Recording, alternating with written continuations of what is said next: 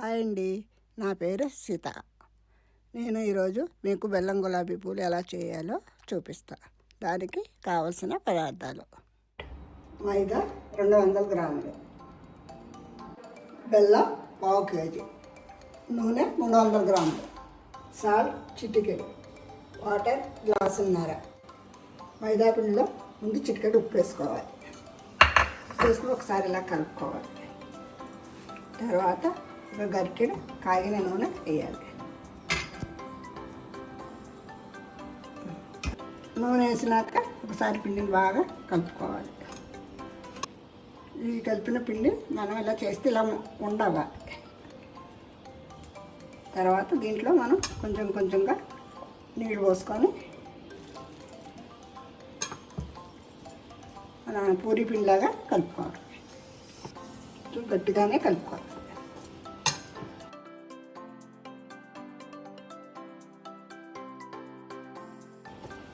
ఒక 10 నిమిషాలు పక్కన పెట్టుకోవాలి. బెల్లంలో ఒక 1/2 గ్లాసు నీళ్ళు పోసుకొని ఇలా ఒకసారి కలిపి బెల్లం ఉడికిలాగా చూసుకోవాలి.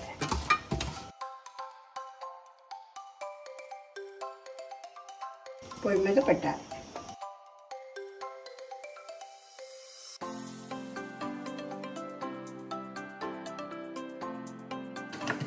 బెల్లం ఇలా కలుపుకుంటూ కొద్దిగా లైట్ తీగపాకు మన గులాబీ జామ పాకంలాగా రావాలి. ఇప్పుడు 10 నిమిషాల తర్వాత పాకం ఇలా తయారైంది. ఈ పాకాన్ని ఒక్కసారి మనము ఇలా చూసుకుంటే కొంచెం జిగురుగా ఉన్నది అయితే పాకం వచ్చినట్టే. ఇప్పుడు పొయ్యి కట్టుకోసుకోవాలి. మనం గులాబీ పువ్వులు చేసుకోవడానికి ముందుగా మైదా పిండి ఇలా రౌండ్గా చేసుకొని పూరీలాగా ఒత్తుకోవాలి.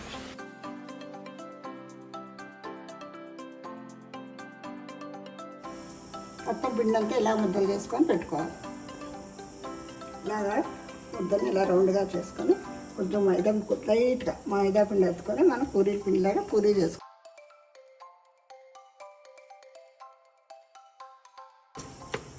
రౌండ్గా వచ్చేలాగా పూరీ చేసుకోవాలి.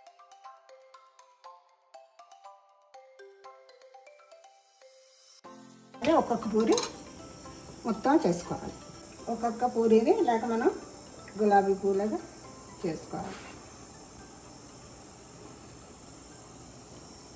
అలా చేసుకొని మనం కాగే నూనెలో వేసుకోవాలి. ఆ నూనె కూడా బాగా మరిగిపోకూడదు, గోరువెచ్చగా ఉండాలి.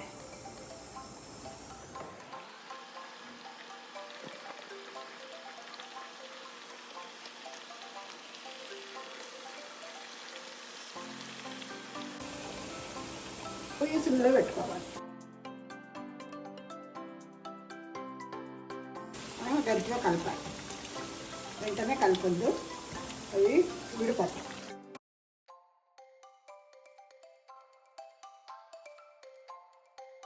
మన వేగినాక మన గోధుమ రంగులోకి ఇలా రావాలి. ఇలా వచ్చినాక ఇవి తీసుకొని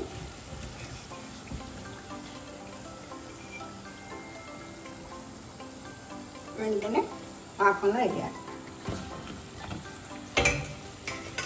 పాకంలో వేసినప్పుడు ఇలా ఇలా సౌండ్ రావాలి, అంటే పాకం బాగా పీల్చుకున్నట్టు.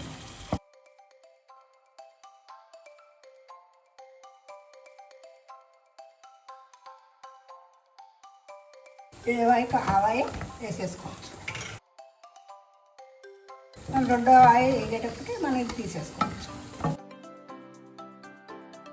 పాకంలో ఇలా 3 నిమిషాలు ఉంచినాక మనం కొట్టి తీసుకుని ఇలాంటి చిల్లులు గిన్నెలు వేసుకుంటే పాకం ఏమన్నా ఉంటే కిందకు వచ్చేస్తుంది.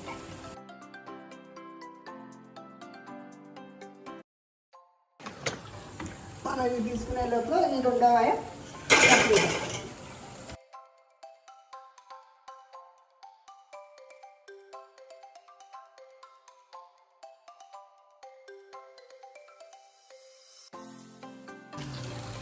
పాకం వేసిన తర్వాత ఆ సౌండ్ వస్తేనే మీ పాకం బాగా పీల్చుకుంటాం. పాకంలో వేసిన గులాబీ పూలు రంధ్రాల గిన్నెలో మనం వేసుకున్నాం కదా, దాన్ని ఇది ప్లేట్లోకి సర్వ్ చేసుకోవాలి.